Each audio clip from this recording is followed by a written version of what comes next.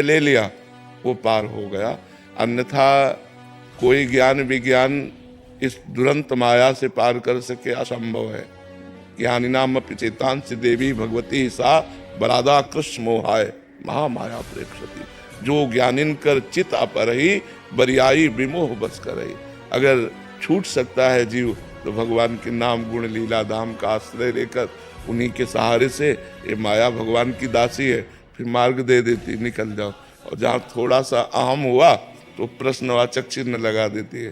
तो आप लोग तो भगवत पार्षद हैं, माया में नहीं फंसे थे, माया में फंसने वालों के बीच में जाके उनको मुक्त करते हैं, जाकर भगवान का यश सुनाते हैं। भगवान के यश में इतनी सामर्थ्य है कि केवल भगवद यश श्रवण मात्र से भगवत प्राप्ति। धुंधकारी किंचन मात्र भी कोई सत्कर्म नहीं किए था, केवल भगवत लीला गुणानुवाद श्रवण मात्र से भगवत प्राप्ति हो गई। ब्राह्मण पत्नियां, जबकि ब्राह्मण जन सब सांगोपांग सत्क्रियाओं से युक्त थे, लेकिन ब्राह्मण पत्नियों को जो लाभ मिला वो केवल भगवत कथा अनुराग से मिला। तो जिनको कानों से भगवत कथा सुनने को मिल गई और जिह्वा से नाम जपने को मिल गया, वे इस दुरंत माया पर विजय प्राप्त कर लेते हैं। अन्यथा दूसरा उपाय नहीं है, दूसरा उपाय नहीं है। क्योंकि अगर जरा भी साधन का अहंकार हुआ, मैं फलाहारी, मैं मौनी, मैं त्यागी, मैं, तो वो मैं भगवत प्राप्ति नहीं होने देगा। और जो मैं का समन करता है वो भगवान का दासत्व करता है। जितना हम भगवान के चरणों में तृणादपि सुनीचेन, जितना हम अपने को नीच समझेंगे उतने ही भगवान महान बनाते चले जाते हैं। तो हम दैन्य भाव से जगत को भगवान का नाम और गुण महिमा का पान कराएं। बहुत हृदय से आशीर्वाद है।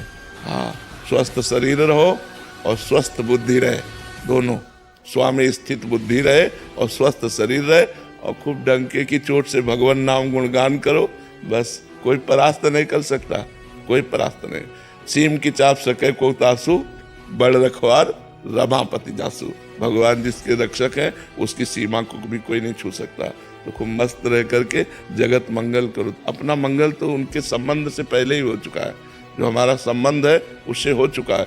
अब जो संबंध को भूले हुए हैं उन्हें केवल जागृत करना है। सब जीव भगवत स्वरूप है, ये बात समझ में आ जाए उनकी कि हम प्रभु के जन हैं, बस इसी में आनंद की अनुभूति हो जाए। तो यही जागृत करो और खूब कर रहे हो, मस्त रहे एकदम। अभी वृंदावन में कई दिन रुकेंगे? कल तक है बाबा, अगर एक छोटा सा क्रम है वही पर्याप्त है।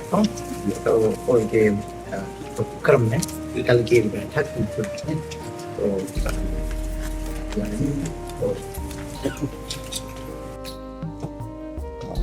सनातन एकता यात्रा दिल्ली से वृंदावन के लिए पैदल यात्रा करेंगे, मतलब सभी को जोड़ते हुए, ऐसा आपका? हाँ,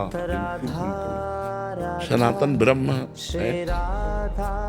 सनातन वायु है, सनातन सूर्य है, सनातन आकाश है, सनातन भूमि है। बिना सनातन की किसी की सत्ता ही नहीं है। सनातन धर्म है, उसके बिना किसी की सत्ता ही नहीं है। यदि हम निष्काम भाव से भगवत प्रीत्यर्थ इस बात को, तो कहीं भी कोई भी हो उसको जुड़ना ही पड़ेगा।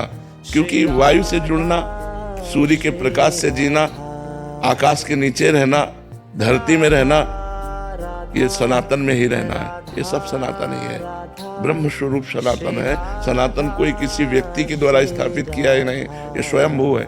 जैसे वेद स्वयंभू है तो वेद भी सनातन है, ब्रह्म भी सनातन है। ऐसे हमारा जो सनातन धर्म है ये स्वयंभू है, ये किसी का प्रकट किया हुआ नहीं है। वेद जैसे स्वयंभू तैसे सनातन स्वयंभू।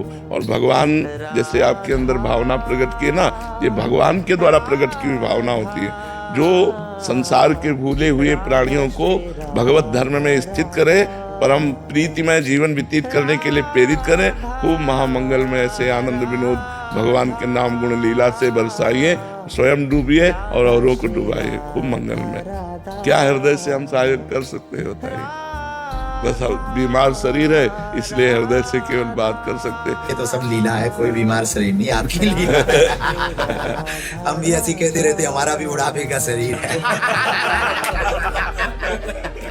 लोग हमसे पूछते कि काहे को बाबा झूठ बोले, तभी दाढ़ी मूंछ पक्की नहीं भाई। हम कह देते नहीं, पिछली उम्र में लाके बता।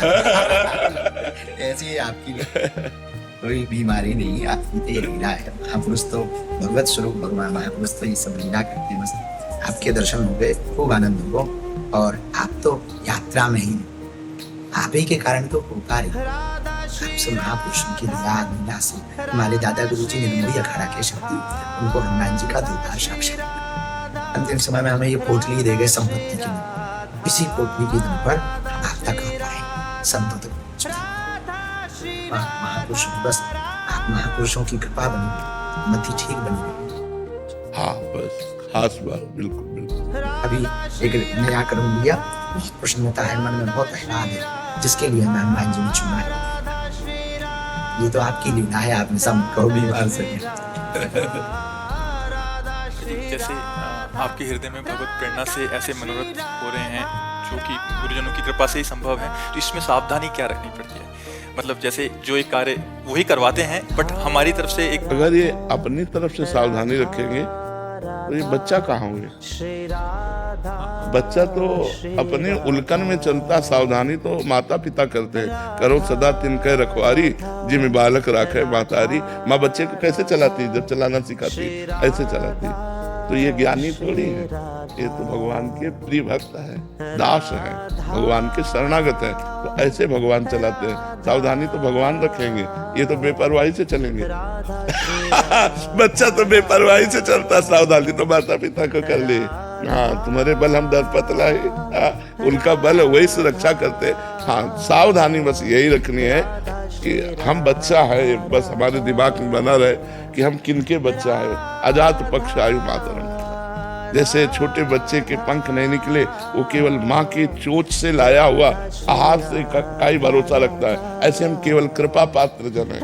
हमें कोई साधना का बल, हमें कोई ज्ञान बल नहीं है। हम केवल मेरे बल सी वृंदावन रानी, जाहि निरंतर सेवत मोहन, बन विनोद सुखदानी। जिनकी चरण कृपा ते पाई, कुंज केली रस सानी। जैसे रूप लाल हित हाथ बिकानी, निधि पाई मनमानी, मेरे बल सी वृंदावन।